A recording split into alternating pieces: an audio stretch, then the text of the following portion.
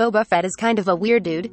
No disrespect to the clone and bounty hunter from the Star Wars universe, but when Disney announced the Book of Boba Fett at the end of The Mandalorian Season 2, it was not the most obvious or alluring choice of spin-off. Star Wars prequel actor Temuera Morrison will reprise the role. Boba Fett first appeared in 1980's The Empire Strikes Back as a foreboding and faceless bounty hunter with super cool armor.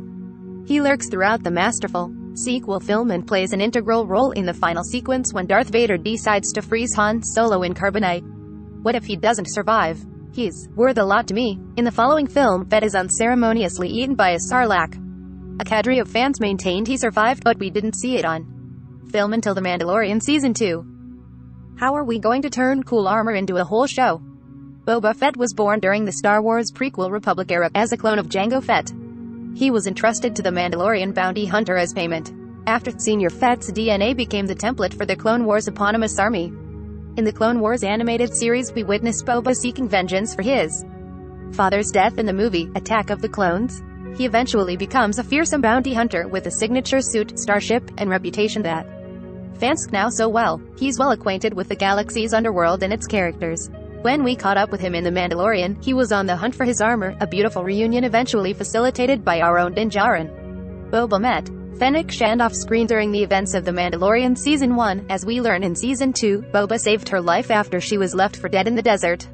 The two of them helped Din rescue Grogu in the Season 2 finale, but notably did not cross paths with Luke Skywalker, probably for the best because Boba and Luke have a fraught history. From what we've seen so far, the Book of Boba Fett takes place on the familiar sands of Tatooine, with Boba sitting on Jabba the Hutt's throne and Fennec at his side. The juxtaposition of Boba and Jabba as rulers is suggested to be central to this series. Jabba ruled with fear, Boba says in the trailer. I intend to rule with respect. The trailer is serving up some serious Peaky Blinders meets Succession in space vibes, and nothing about that phrase doesn't rule. The story is being kept under wraps like all things Star Wars, but it seems fair to expect an adventure of the week structure much like The Mandalorians. Boba and Fennec know as many intergalactic lowlifes as Din, and probably more. Now that they have power, people are going to Popeye to call in favors, build alliances, and seek revenge. Boba didn't think twice about killing Bib Fortuna, Jabba's former majordomo, for the throne, but we also saw him show some real empathy in helping Din and Grogu, which means that this is a man of nuance. It's entirely likely Din himself might return to somehow set up The Mandalorian Season 3, and how the heck that show will go on without Grogu. One thing we know we'll get for sure, though, cool armor.